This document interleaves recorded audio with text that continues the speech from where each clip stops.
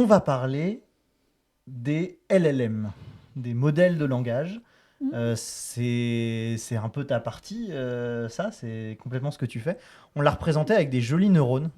Euh, on a galéré à trouver Des illustrations. des illustrations jolies, Oui. en se disant comment on fait pour illustrer. Et en fait, on parle énormément de l'intelligence artificielle, des IA par-ci, par-là, partout. Mm. On entend un peu moins parler des fois de réseaux neuronaux, ce qui est souvent un terme un peu plus précis au moins pour parler de certains types d'IA. Mhm. Est-ce que tu peux nous expliquer rapidement les LLM, ce que c'est? Et ensuite, on essaye de voir pourquoi la causalité, on en fait dans les LLM et pourquoi c'est super intéressant. Ok. Déjà, bon courage. Alors, j'aimerais bien dire que mon sujet de thèse s'appelle LLM et causalité et que c'est un sujet beaucoup trop vaste pour être traité dans une seule Oui, bah thèse. oui, oui, non, c'est. Donc, les grands modèles de langue, c'est un... Du coup, les modèles de langue, ça existe depuis très longtemps. C'était la question de comment est-ce qu'on fait pour imiter le langage d'une certaine façon. Du coup, avoir à partir d'une phrase, du coup en général, c'est à partir d'une séquence de mots, tu vas générer le mot suivant. Si tu dis le ciel est, il y a une forte chance que la suite après ça, ce soit bleu. C'est un clavier de téléphone qui me propose des mots ou. Exactement. Et Ok, ça, t'as pas nécessairement ChatGPT, enfin la puissance de ChatGPT derrière. Tu vois, ça peut ouais. être assez basique comme terme de calcul. C'est juste les probabilités, ce qu'on disait. Tu as une plus grande chance d'avoir tel ou tel mot. Et donc, il y a eu un changement de taille dans ce qu'on a pu faire à partir de 2017 grâce à un papier qui est assez fondateur. Du coup, là, alors, du coup, il y a différentes choses. Genre, donc, on a les langages, les modèles de langue qui sont à la fois traités par des informaticiens qui essayent de modéliser les choses et des linguistes qui essayent aussi de mieux comprendre le langage par rapport à ça ou de mieux imiter le langage. Et il y a aussi du coup les réseaux de neurones qui sont, ou du coup le deep learning qu'on peut appeler, ouais, machine learning, Mhm. deep learning, bon, d'autres termes un peu plus techniques, où du coup ça va être comment à partir de données essayer de faire des prédictions. Donc on voit le rapprochement entre les deux, sachant que machine learning et deep learning, ça peut traiter plein d'autres types de données. On a parlé de séries temporelles, du coup c'est juste des suites de chiffres, par exemple la température qui évolue. On peut avoir les images, on peut avoir de l'audio qui revient du coup à être une série temporelle puisque c'est des mots, enfin des sons au fur et à mesure du temps. Euh, et donc, les LLM ont pu être ce qu'ils sont aujourd'hui grâce à un papier fondateur qui s'appelle Attention is all you need. Du coup, ils ont créé un nouveau mécanisme, du coup, des architectures qui sont à l'intérieur des réseaux de neurones. C'est des façons dont la donnée évolue au fur et à mesure du temps, on va dire. En gros, c'est une sorte de grosse machine et ta donnée, si elle devient un tableau de chiffres, enfin des flèches dans l'espace, et ces flèches dans l'espace, elles vont évoluer de En différentes fonction façons, du temps. en fonction des Ah différentes oui, fonctions que tu appliques dessus.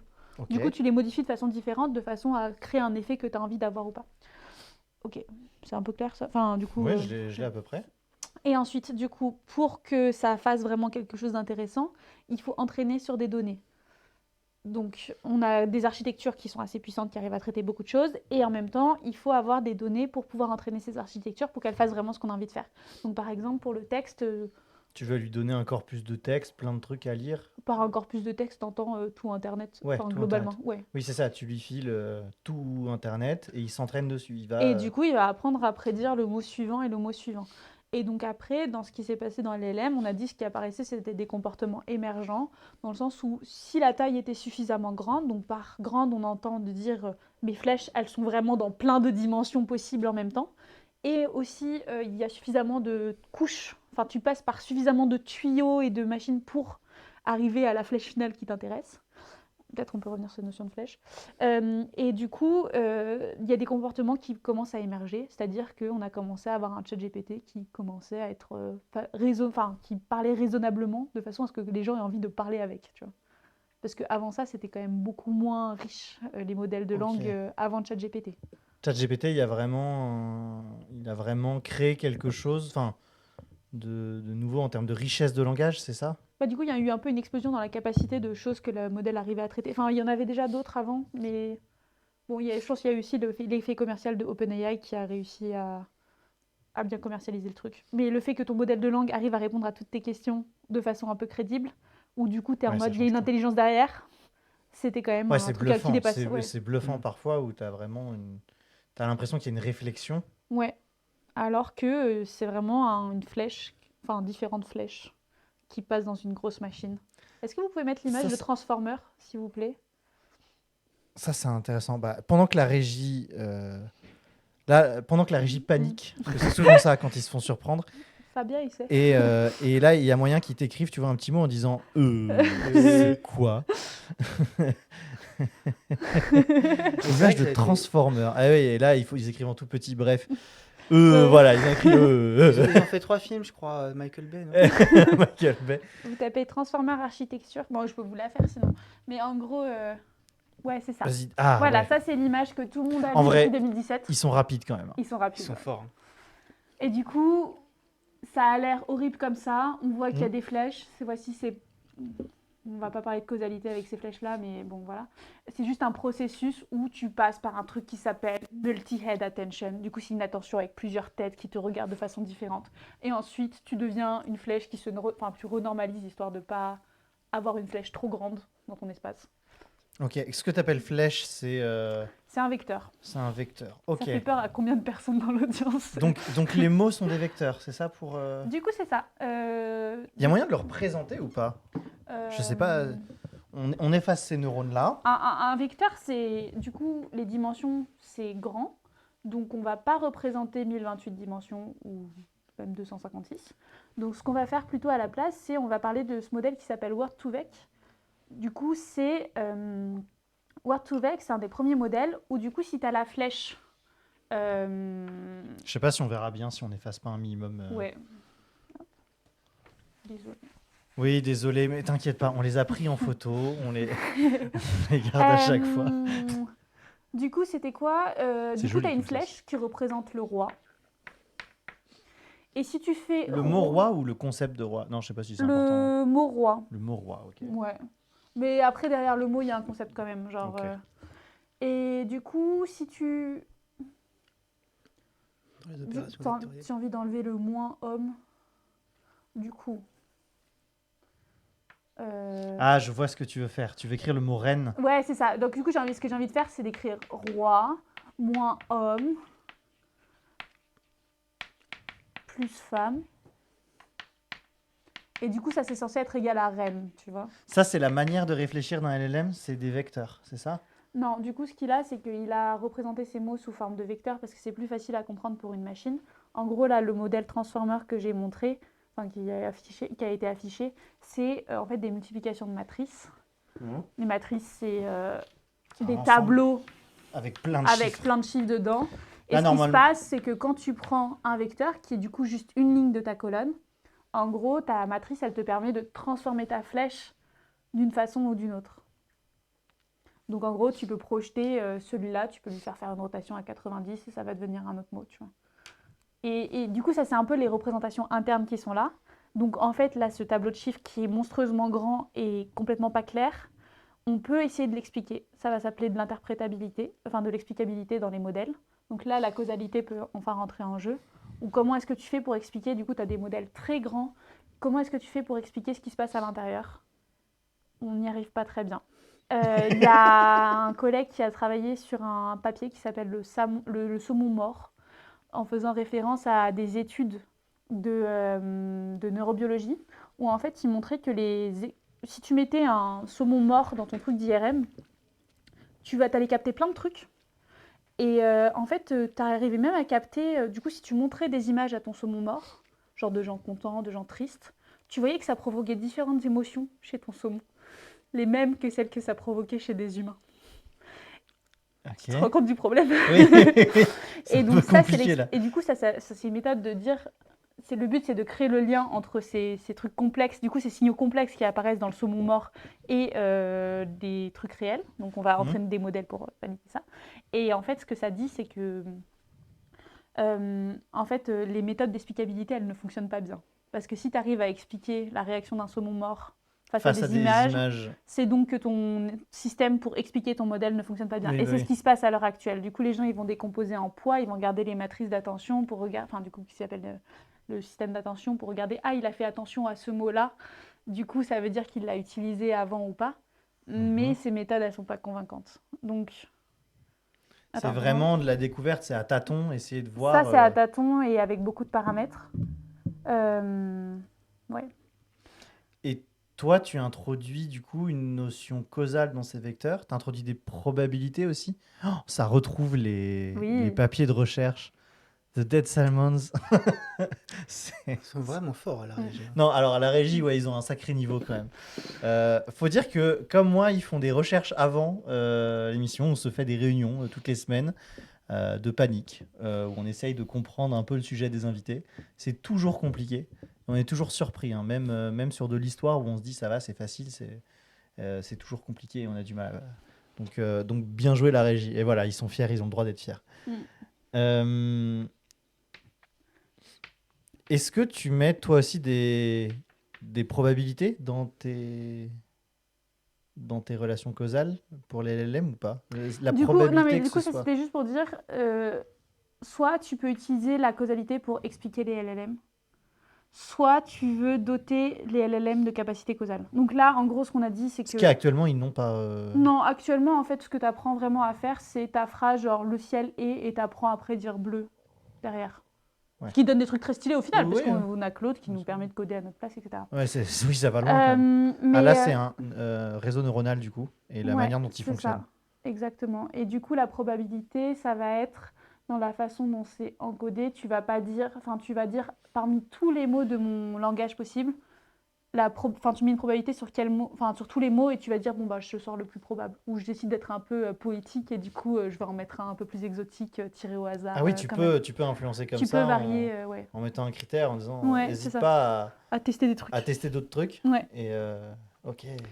Et donc ça C'est vrai que tu peux demander à ChatGPT d'être poète. Ça marche pas Ouais. très bien non plus, mais il est pas hyper créatif. Mais il te sort des mots souvent plus alambiqués Ouais. ou plus. Après Ok. ça je saurais pas exactement Non, qu'est-ce qui se passe dedans, mais ouais. Mais du coup il y a ça. ChatGPT, dans une précédente émission, avec quelqu'un du League d'ailleurs, Ouais. on avait réussi à lui demander les 10 dernières décimales de pi. Mhm. Alors, ce truc a été corrigé depuis, a été patché, mais il y a une vidéo sur la chaîne YouTube d'Auroral qui existe où on demande les 10 dernières décimales de pi, qui est un nombre supposé univers, donc qui ne s'arrête jamais. Il nous les donne, il nous en sort. Et après, on lui dit tu inventes. Il dit ah oui, désolé, et il en sort d'autres. Et en fait, il essaye. Et si tu creuses un peu, si tu essayes vraiment d'insister, il finit par te dire que non, il n'y a pas de dernière décimale de pi et tout. Mais à l'époque, c'était il y a 2-3 ans, à l'époque, il était encore. En fait, il était codé pour te donner une réponse et pas forcément trouver exactement. Mais ton modèle, il reste codé pour te donner une réponse. Oui, Enfin, c'est là, ça. quand on parle de LLM, du coup, maintenant, il va y avoir un système un peu plus intéressant où tu vas mettre différents modèles, genre le système 1, système 2, comme en intelligence, où du coup, le but, c'est de dire, tu as un système 1 qui va te générer n'importe quoi et tu as le système 2 qui va contrôler ce que tu es en train de raconter. C'est un peu ce qui se passe quand nous, on réfléchit. Quand tu fais un truc créatif, tu vas réfléchir à mettre toutes tes idées possibles et imaginables et après, tu vas dire, non, en vrai, faut recadrer. Et du coup, tu pourrais mettre deux modèles qui permettent d'avoir une réponse un peu plus correcte. Ok. Donc maintenant, on est plutôt sur des systèmes d'agents où tu vas avoir des modèles spécialisés sur différentes tâches et un grand orchestrateur qui va dire toi, tu fais ça, puis toi, tu fais ça, puis tu fais ça. Et ton modèle, il va apprendre à utiliser par exemple une calculatrice, ce qui était avant pas possible. Ah ouais 2017. Bah, il apprenait à générer lui-même les additions, tu vois. Du coup, Ok. c'était pas super Il savait simple. calculer, mais pas bien. Ouais. Et du Ok. coup, il y a la question maintenant de doter les LLM de causalité, Et donc là, ce qui s'est passé, c'est que moi, ce que j'ai fait, c'est j'ai juste entraîné des... Du coup, ces modèles, c'est des poids, on peut les réentraîner pour les adapter à certaines tâches. C'est ce qu'on appelle le fine-tuning, où en gros, tu vas avoir des modèles très généralistes qui ont appris tout Internet, et maintenant, le but, c'est de les spécialiser dans une tâche donnée. Et moi, c'est ce que j'ai essayé de faire en les entraînant sur des tâches de causalité, où du coup, j'avais pris des petits exercices qui étaient textbook. Enfin, tu vois, qu'est-ce que ça veut dire de doter quelqu'un d'un raisonnement causal? Ouais. Donc là, on a abordé beaucoup de choses. Il y a un dataset qui existait, enfin il y avait un jeu de données pour tester les capacités d'un modèle à répondre à des questions causales, donc où du coup c'est faire des exercices un peu textbook, voilà. Donc après l'idée c'est du coup tu l'entraînes là-dessus, ton modèle il arrive à répondre à tes exercices, mais est-ce que tu es sûr que ton modèle est vraiment capable de réfléchir au problème causal? Est-ce qu'il a vraiment compris les notions sous-jacentes? Est-ce que c'est pas juste un biais de données, ce qu'on disait, c'est tu apprends sur tes observations, il a été entraîné sur le même jeu de données, du coup il est très capable de répondre, mais si tu lui sors un truc un peu différent, il ne sera pas capable de le faire. Et donc là, il y a la question de comment faire de la généralisation par rapport à ça. Comment généraliser, comment est-ce qu'un modèle est capable de généraliser. Et du coup, pour répondre à cette question, je suis passée sur un truc complètement mathématique, où au moins j'arrive à contrôler mes variables et au moins j'arrive à voir ce qui se passe et T'as tester la sur main des données sur tout synthétiques. parce que Exactement. Du coup, ça, c'est l'intérêt d'avoir des modèles très simples, où du coup, tu peux vraiment contrôler ce qui se passe au niveau de l'apprentissage et tu peux, du coup, dessiner tes espaces en 3 dimensions. Tu vas aller pouvoir pousser un peu légèrement. Parce que c'est quoi, genre, un peu le... Enfin, si tu as des questions textuelles, comment tu dis cette question, elle est hors de ce que j'ai appris, mais juste à la limite. C'est très dur sur du texte de faire ça. T'as un exemple pour... En gros, j'ai entraîné mon modèle. Du coup, à chaque fois, je lui donnais des petites données. Je lui donnais des graphes, je lui donnais des chiffres et je lui donnais une question. Du coup, ce que j'ai fait, c'est que je l'ai entraîné à répondre à mes questions en suivant un raisonnement causal. Donc, c'est presque une calculatrice comme ce que tu as implémenté, Clément.